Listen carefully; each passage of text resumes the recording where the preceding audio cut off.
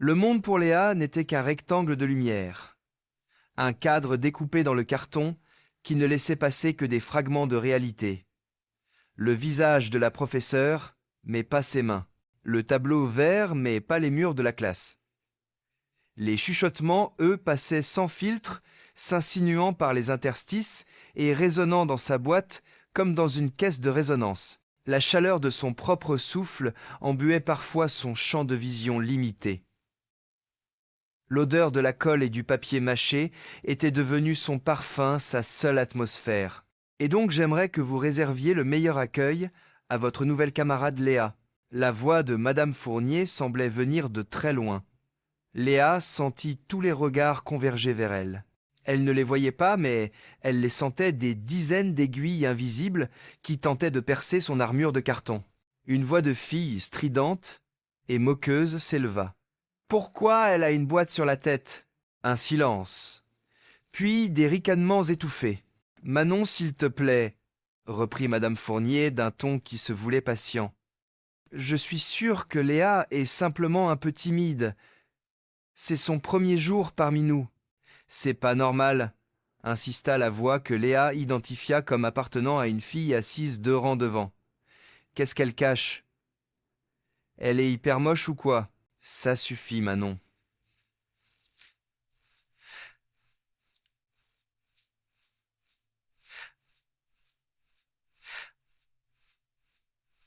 Le ton de la professeure était monté d'un cran, puis s'adoucissant. « Ma chérie, Léa, tu veux bien aller t'asseoir à la table libre là à côté de Lucas ?» Léa se leva à ses gestes maladroits, calculant chaque pas pour ne pas trébucher. Le simple fait de marcher dans cette allée lui semblait être une traversée de l'Atlantique. Elle entendit le mot bizarre, fusée, puis la fille carton. Elle s'assit lourdement sur la chaise, posant son sac à ses pieds. Elle n'osa pas tourner la tête vers son voisin Lucas, mais elle sentit qu'il ne la regardait pas. Il fixait son livre comme si de son intense concentration dépendait sa propre invisibilité. Plus tard dans la journée, dans le bureau du conseiller principal d'éducation, son père avait l'air épuisé. Monsieur Dubois était un homme bon, mais les soucis avaient creusé des sillons sur son front. Il tenait son béret entre ses mains, un tic nerveux qu'il avait quand il était contrarié. Quand j'ai entendu que Léa portait une boîte, dit le CPE Monsieur Guérin, un homme à la carrure de rugbyman et à la voix étonnamment douce. Je pensais que c'était une extravagance passagère. Vous savez, une sorte de performance artistique comme en font les jeunes aujourd'hui. Je n'avais pas réalisé que ce serait permanent. À la maison, elle portait un masque chirurgical, expliqua son père la voix lasse. L'histoire de la boîte est nouvelle, mais je garde l'espoir que ce n'est qu'une phase. Si c'est une phase, alors elle sera la bienvenue pour revenir quand elle l'aura dépassée, répondit Monsieur Guérin, en joignant les mains sur son bureau. Mais en l'état actuel des choses, cela ne va pas être possible. Je suis vraiment désolé. Sa seule présence aujourd'hui a provoqué une telle agitation que Madame Fournier n'a pas pu faire la moitié de son cours. Je suis sûr que vous comprenez. J'ai essayé d'expliquer la situation à sa psychologue, murmura son père, comme pour lui-même. J'ai tout fait pour la garder en enseignement à distance avec le CNED pour cette raison précise. Mais elle a insisté pour que j'essaie de la resocialiser, de la mettre au contact d'autres enfants. Monsieur Guérin se pencha en avant son visage, exprimant une réelle compassion. Si vous permettez ma curiosité, qu'est-ce qui a déclenché tout ça? Cette nécessité de se couvrir le visage. Le père de Léa prit une longue inspiration. Un événement qui l'a traumatisé il y a quelques années. Vous savez, Léa était une petite fille si pleine de vie, si confiante. Et puis, un jour, à l'école primaire, elle est tombée amoureuse d'un garçon, un certain Thomas. À partir de ce jour, elle ne parlait plus que de lui. Je pensais que c'était une amourette d'enfant, un béguin sans conséquence. Je n'ai pas mesuré la portée de la chose. Je n'avais aucune idée de ce qui allait se passer. Il fit une pause ravalant une émotion visible. Un après-midi, dans la cour de récréation, elle a décidé de lui avouer ses sentiments devant d'autres enfants. Elle s'est approchée de lui le cœur battant, et elle a dit La scène était gravée dans la mémoire de Léa, un film qu'elle se repassait en boucle dans le cinéma noir de sa boîte. Elle, avec ses couettes et son appareil dentaire. Lui Thomas le plus beau garçon de CM2 avec ses cheveux en bataille et son air insolent. « Salut Thomas. Je crois que je suis amoureuse de toi. » Il l'avait regardé, puis avait jeté un œil à ses copains qui ricanaient derrière lui. Un sourire cruel avait étiré ses lèvres. « T'es moche !» Le mot avait été une déflagration, plus puissant qu'un coup de poing. Il avait anéanti quelque chose en elle, une confiance fragile, une innocence. Elle avait été tellement blessée par ces 2 syllabes qu'à partir de ce jour, elle avait refusé de se regarder dans un miroir. La seule façon pour elle de parler à quelqu'un, même à son père, était de se cacher le visage. « Alors voilà !» conclut son père, la voix étranglée. Tout ça parce qu'un garçon de 10 ans l'a traitée de moche et qu'elle l'a cru. C'est ça qui me brise le cœur. J'aimerais tellement qu'elle sache à quel point elle est belle. Je suis sincèrement navré que votre fille ait traversé tout cela, dit M. Guérin.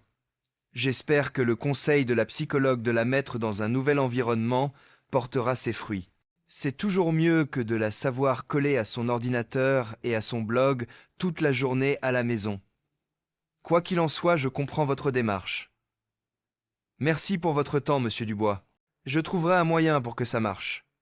Dites à Léa que je l'attends demain. » Ce soir-là, assise devant son ordinateur, Léa tapa furieusement sur son clavier. Son blog était son seul refuge, son cocon.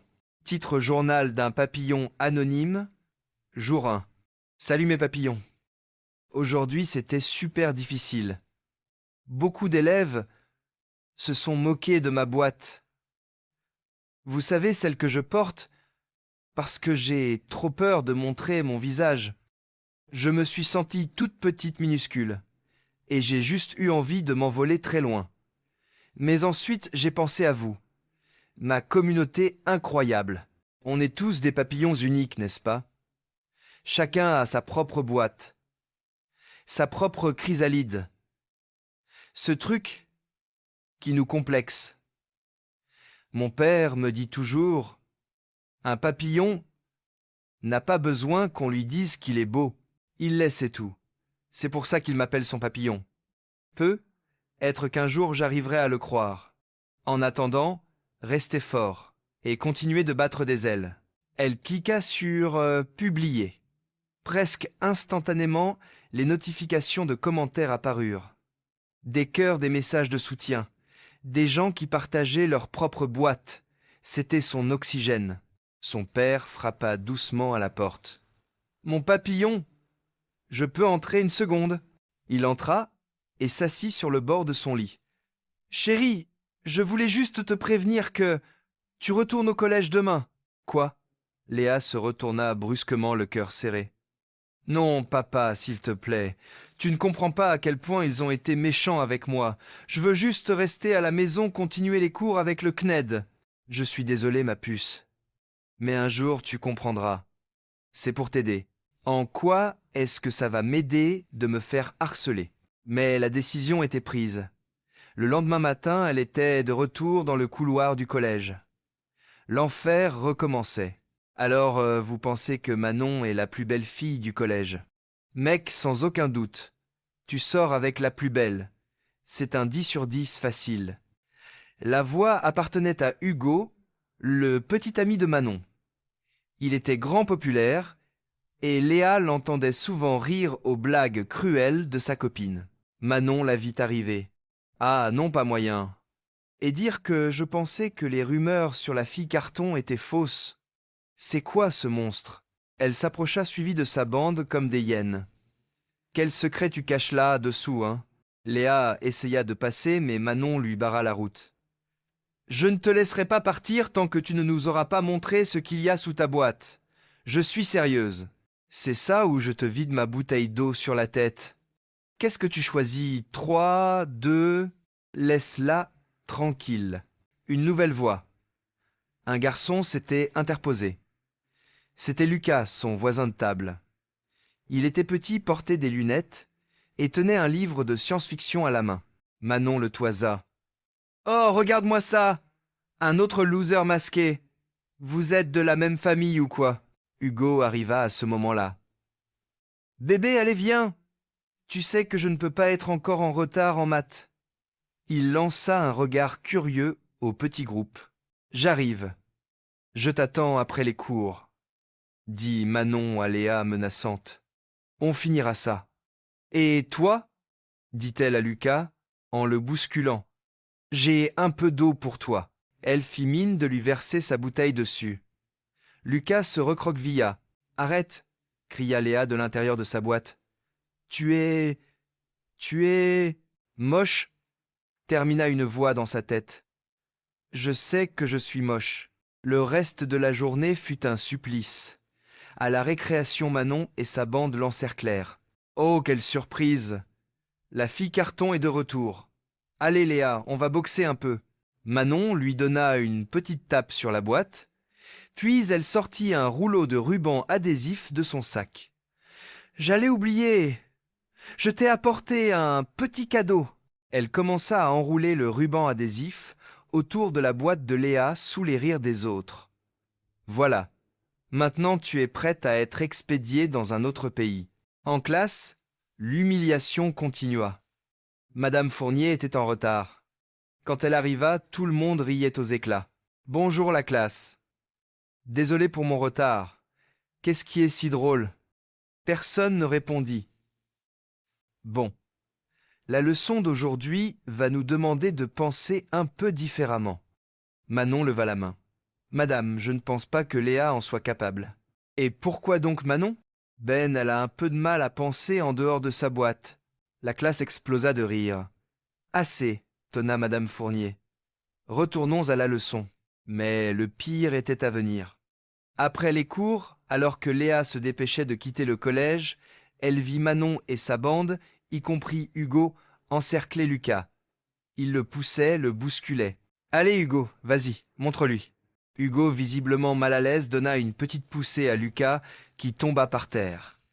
Ses lunettes volèrent. « Arrêtez !» cria Léa en courant vers eux. « Enlève ta boîte. »« Et je le laisse tranquille, » lança Manon. « On t'a donné une chance, » ajouta un autre garçon. « Maintenant il va payer. » Il commença à donner des coups de pied à Lucas, qui s'était recroquevillé en boule. « J'accepte !»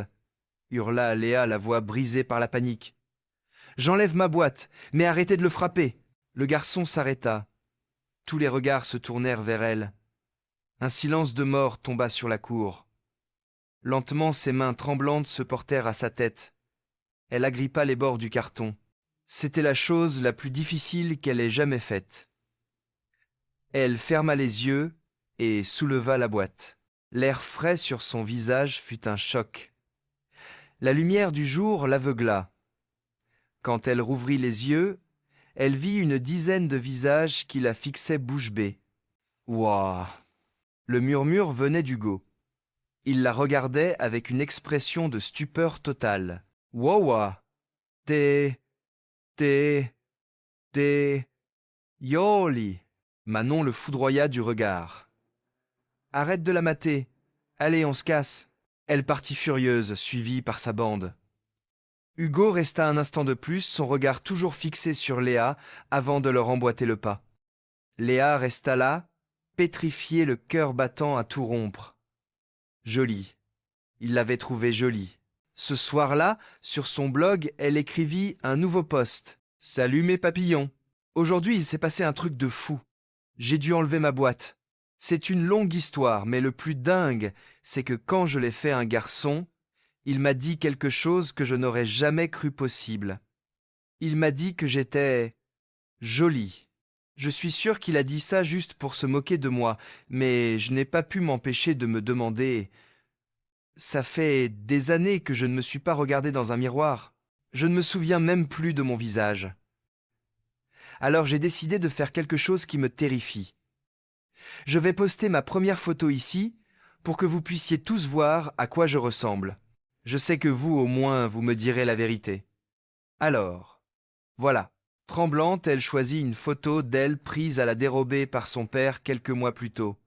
Elle cliqua sur Télécharger, puis sur Publier. Et elle éteignit son ordinateur, trop effrayée pour voir les réactions. Le lendemain, quelqu'un sonna à la porte. Son père alla ouvrir. Il y a un jeune homme qui demande à te voir. Léa, qui portait juste son masque chirurgical à la maison, fut surprise. Elle alla à la porte. C'était un adolescent qu'elle ne reconnaissait pas. Il était grand, les cheveux bruns, et avait l'air terriblement nerveux. « Salut, Léa? Oui, tu ne me reconnais pas, c'est normal. Jesus Thomas. » Le nom la frappa comme un coup de tonnerre. Thomas. Le garçon de son passé. Je suis juste venu te dire que je suis désolé, dit-il d'une traite sans la regarder dans les yeux. Pour être honnête, je ne sais pas pourquoi j'ai dit ce que j'ai dit ce jour-là. J'imagine qu'à cet âge, ce n'était pas cool pour un garçon d'aimer une fille. Je ne voulais vraiment pas te faire de mal. Au lieu de te dire que je te trouvais jolie, j'ai dit que tu étais moche. Pour que tu saches, je pense que tu es la plus belle fille que j'ai jamais vue. Je comprends que tu me détestes, mais je voulais que tu le saches. Ah, et tiens, je t'ai apporté ça. Il lui tendit un petit objet. Un papillon en verre aux ailes irisées. Prends soin de toi. Il tourna les talons et partit en courant, la laissant sur le seuil, le petit papillon froid dans la paume de sa main. Quelques jours plus tard, son père entra dans sa chambre. « Mon papillon, je sais que tu as beaucoup enduré ces derniers temps. J'ai réfléchi. J'ai décidé que c'était d'accord si tu voulais reprendre les cours à la maison. Je vais demander à mon patron si je peux recommencer à travailler depuis la maison. » Léa le regarda, puis secoua la tête. « Non, papa !» Elle se leva et se dirigea vers son armoire. Elle en sortit le carton. Puis, méthodiquement, elle le déchira en morceaux. Elle se tourna vers son père, le visage nu, sans masque, sans boîte. Pour la première fois depuis des années, il vit le sourire de sa fille. « Je retourne au collège demain. » Le lundi suivant son arrivée au collège provoqua une onde de choc. Les chuchotements la suivaient dans les couloirs, mais cette fois ils étaient différents. C'était un mélange de surprise, de curiosité, d'admiration. Putain, j'arrive toujours pas à croire à quel point Léa est canon. C'est genre un 10,5 peu, être même un 11. Hugo et ses amis la regardaient passer. Il s'approcha d'elle, l'air hésitant. « Salut Léa. Je crois qu'on a mal commencé tous les deux. Je m'appelle Hugo. Est-ce que je peux m'asseoir à côté de toi à la cantine ?» Manon arriva comme une furie. « Qu'est-ce que tu fais à lui parler ? Je ne faisais rien. Je lui demandais juste où était passée sa stupide boîte. »« Reste loin d'Hugo, cracha Manon à l'adresse de Léa. Pour être honnête, t'étais mieux avec ta boîte sur la tête. C'est pour ça que ton copain vient de s'asseoir avec elle alors. » Lança une fille qui passait par là. En effet, à la surprise générale, Hugo avait ignoré Manon et s'était assis à la table de Léa et Lucas à la cantine. Manon devint écarlate. Léa, pour la première fois, ne baissa pas les yeux. Elle regarda Hugo qui lui fit un petit sourire timide et elle se sentit enfin prête à déployer ses ailes.